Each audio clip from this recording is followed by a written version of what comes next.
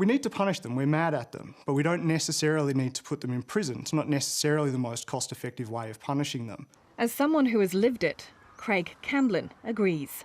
What the prisons are doing is putting a band-aid over a problem so nobody sees the problem. They're just covering it up so society doesn't see it.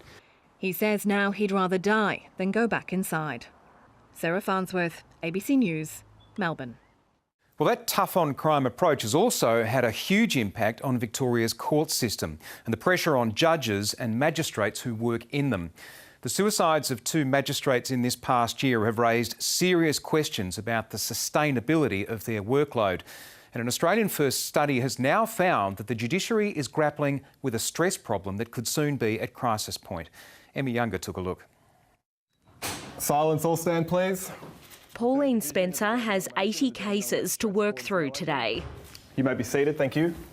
It means on average she'll have less than 4 minutes to make a potentially life-changing decision in each case. I know nothing about the complexities, the addictions or mental health issues or family violence that's been going on. I know nothing at all, and I'm just told everything in court.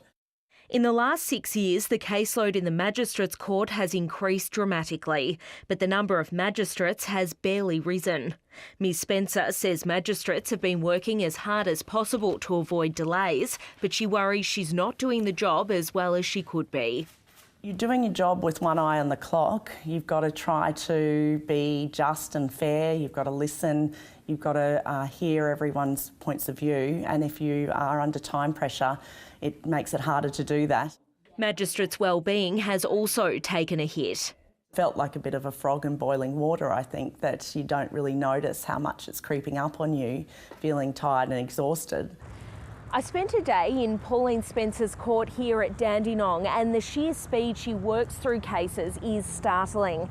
You're watching her make decisions in a matter of minutes that dramatically affect people's lives, but you also see her making an effort to connect with each person who appears before her. I saw her act as a drug counsellor, a defence lawyer to 14 people without one, and in her last case of the day, offer herself as a coach to an alcoholic who didn't want to go to AA. By that stage, she was visibly exhausted. It's not hard to see why. There is not a widespread mental health problem among the Australian judiciary, but there is a stress problem. Yeah, so you can see here that compared to the general population, which is at Lawyer and provisional psychologist Carly Shriver has conducted an Australian First study into the levels of stress experienced by the judiciary. More than 90% of the judges and magistrates involved identified workload as their major source of stress. There was a really strong sense that the workload is oppressive, is too much. Almost nobody described it as sustainable and appropriate. Ms Shriver began her research before the suicides of 2 magistrates in the last year, which has made wellbeing a priority for that court. There's a real risk of burnout, and so people are having conversations now about what they can do to self-care. But with just 15 additional magistrates to be added to the ranks over the next 4 years, it's unlikely she'll be able to take an eye off the clock. Emma Younger, ABC News, Melbourne. Well, apart from law and order, health, of course, is always one of the biggest issues in any state election. And when it comes to Victorian hospitals, the Grattan Institute has found that they're doing pretty well, certainly in comparison to other Australian states. But there is one area where Victoria is at the bottom of the pack, and that's mental health.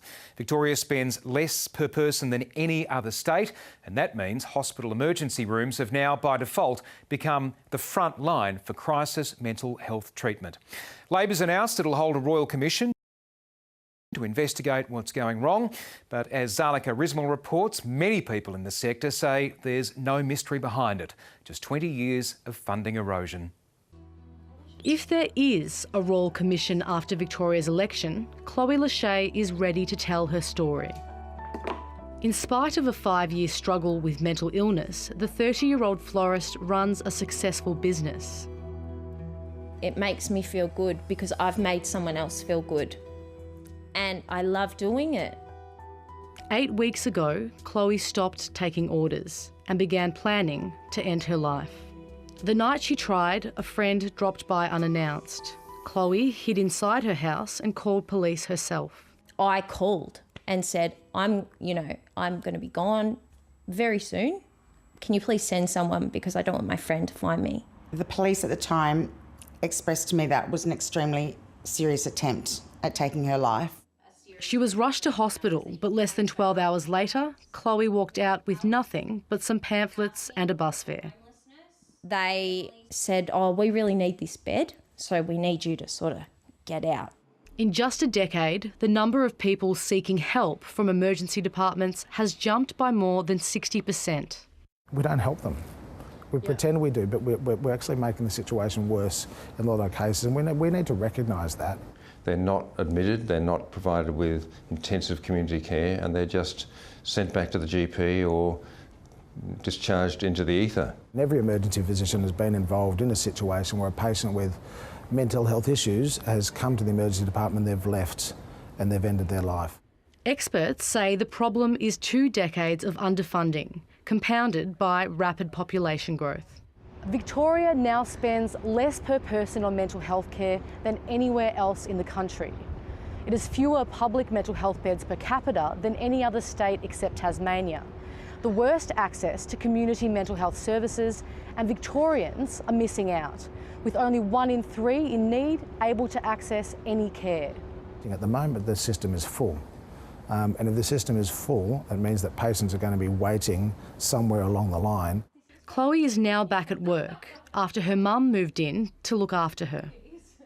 I have days that I call survival days. I just have to get through that day. It doesn't matter what I do in that day, as long as I just am alive at the end of it. With hope that change is coming. Zalika Rismal, ABC News, Melbourne. And if you or someone you know needs help, please contact Beyond Blue by phone or by their website, or if you are experiencing distress, contact Lifeline on 13 11 14.